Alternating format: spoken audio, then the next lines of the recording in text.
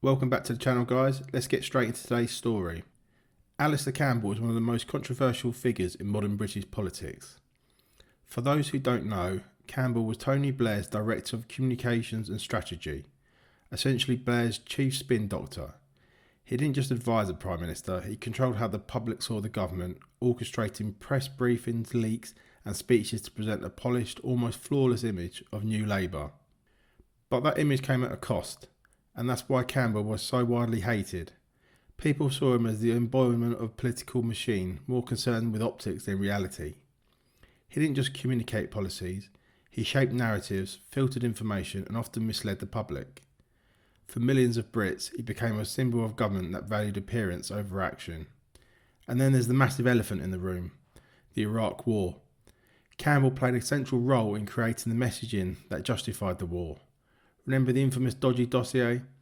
Campbell and his team presented intelligence in a way that exaggerated the threat from Saddam Hussein. When no weapons of mass destruction were found, the public backlash was enormous. Campbell's fingerprints were all over the propaganda that pushed Britain into a controversial war. He wasn't just a communicator, he was a key player in selling an unnecessary conflict, and that is not something people forget. And in my opinion, Campbell's arrogant, aggressive style made him even more disliked. He often clashed with journalists, politicians and critics. If anyone questioned Blair or New Labour policies, Campbell was quick to respond, usually in a way that came across as bullying or dismissive. That attitude didn't win hearts, it earned contempt. People hated him not just for what he did, but for how he did it, treating the press and even his colleagues like adversaries rather than partners in governance. Another reason Campbell was so hated in his role in creating a culture of control. Inside Blair's government, ministers and civil servants often felt micromanaged. Every press release, every speech and even the tone of communication had to pass through Campbell's office. Many felt that New Labour was more concerned with style than substance, and Campbell became the symbol of that obsession. People felt they were being manipulated, lied to and controlled, and Campbell was at the centre of that. Let's talk about his impact on British democracy. Campbell wasn't just an advisor, he was a gatekeeper of information, deciding what the public could and couldn't know. That kind of influence in the hands of one individual is dangerous, especially when used to defend controversial policies. Critics argue that Campbell's approach undermined transparency, leaving ordinary citizens to make decisions based on filtered and unbiased information. That's not just spin, that's shaping a nation's understanding of reality. Even his defenders admit he was effective, but effectiveness isn't the same as ethical leadership. Campbell helped Blair win elections, pass reforms and maintain New Labour's dominance, but at the cost of trust, credibility and moral authority. People didn't just dislike him for the Iraq War or spin, they disliked what he represented, a government where image and messaging mattered more than the truth or accountability.